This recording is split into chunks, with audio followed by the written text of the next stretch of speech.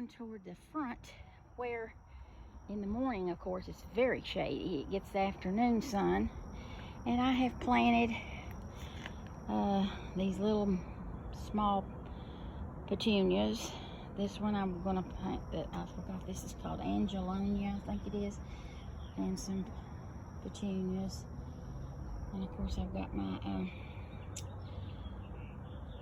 impatiens are starting to come back. I thought they weren't going to bloom anymore. It was full of bloom, and then all it was leaves, let's say a week ago. Now the blooms are starting to pop back out. So hopefully when I fed them, I've given them life. But you know, the impatiens had a disease about 3 or 4 years ago, and we didn't have impatiens. You'd start with them and then they'd die. They had some disease that affected them. You couldn't get them to grow.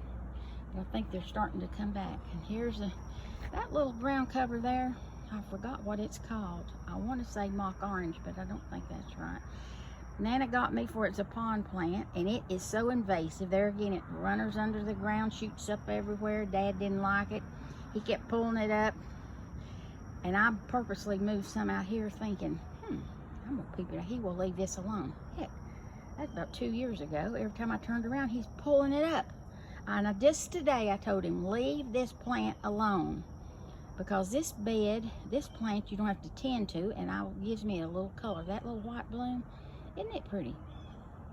So hopefully he'll leave it alone this year. Oh God, there's a piece of poison ivy in there. And of course we got the polka dot plant, which won't get enough sun really to get big, but hopefully it'll keep growing. Here's some wild ageratum, which came from my great-grandmother's.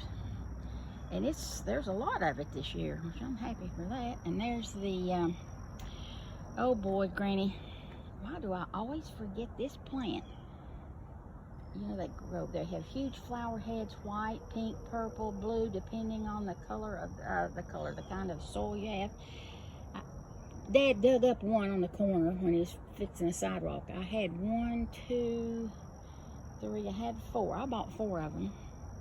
And the bigger these weeping cherries get, that Nana gave me, another one. See, I've got 1, 2, 3 weeping cherries that came from originally from my great-grandfather's nursery in Bluff City. Those things are huge. All of them have gotten big, but now there's so much shade up here, I can't put anything but shade plants in here now. But I'm hoping this plant that I'm just talking about, look at here. This is the first time this one's going to bloom, and here they are. See, there's going to be a beautiful color. I don't know if it'll be white, pink, or purple. I don't remember what it originally was, but they can change colors based on the acidity in the soil. And here's another little pink polka dot plant. There again, it really needs sun to grow, but in the afternoon, it'll get some afternoon sun. There's my yellow violas I took out a pot in the backyard. I always have them in the winter, and they'll survive to mid-June, mid-July in the shade. Another basket of those pink impatiens. Looks like they're doing well now. And in the back I have my caladiums in an old pot that came out of Nana's yard. It's missing the handle. It's supposed to be it's a plastic replica of those old cast iron pots I used to cook over. And I had that long before Anya decided to take up harp, so I think that's appropriate that I keep that in my garden. It'll go with me wherever I go. And there's another, well, I didn't mention that fern I've got from Nana. Gave me that fern, that first one. It's been very slow growing. I've had that thing for 15 years, and it probably hadn't even grown more than 3 or 4 inches total. Now, the fern beside it, Dad's cousin Doyle that lives in South Carolina, his wife Linda loves plants. She brought me that. She paid $1 for 4 or 5 plants she got on clearance at Lowe's. She brought them, and they have slowly grown, and this is the biggest they've ever been. I guess I've had them about 4 years now. So I'm excited that they're looking good this year. I love fern. I don't know the names of it, but this plant, now why can I not remember the name of this one?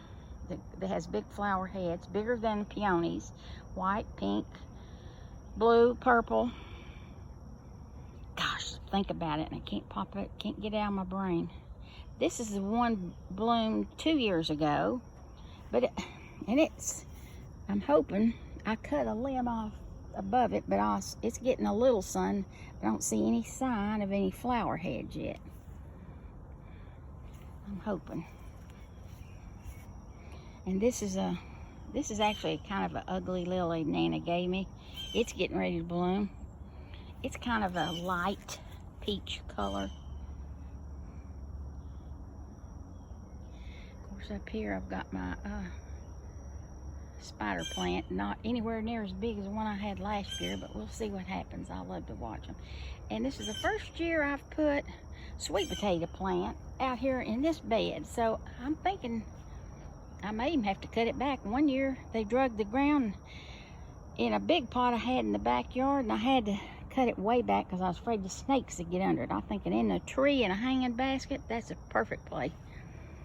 And of course here we have another one of the ferns that Linda gave me, and look at her wings falling off this little angel. Reading a book that came out of Memos. That's the only statue she had in her yard, and I brought it to my house. Here, that's the only, here we go again. This plant that I have all around the fountain in the back. Shoot.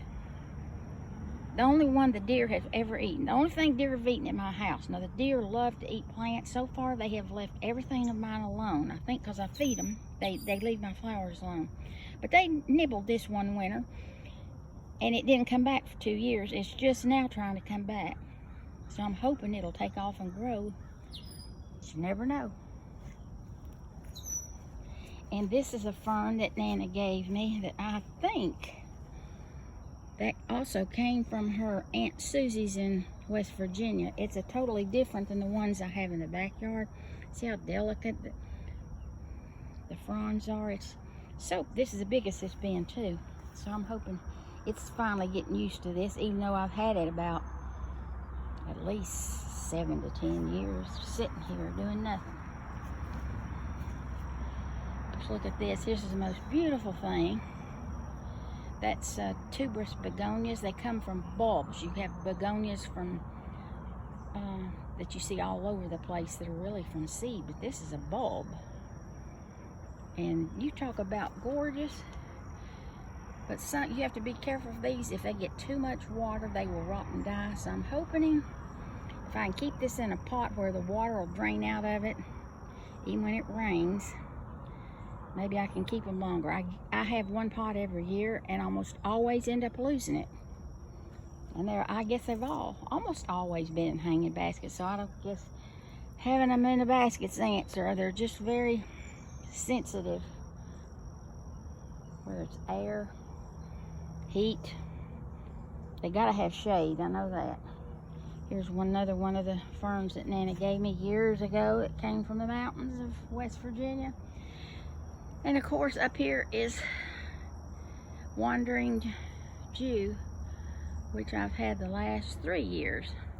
That was a pretty good sized bunch. We'll see how big it gets. I mean, last year mine were huge. I picked up some of my pine cones that the storm a couple weeks ago threw down out of the trees. And I'm going to tell Dad, leave them alone. I'm going to pile them up right here where I can enjoy them. So we'll see how long that lasts. And here I've lost one rose due to shade. Right there, I'm going to have to put something else. But, oh God, the bugs are starting to eat it now. Look at there. I'm going to have to sprinkle this thing.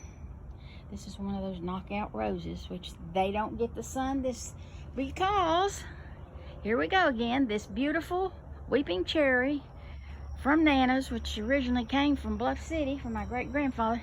It's getting so big, it's shading the whole front yard, and the poor roses don't even have enough to grow.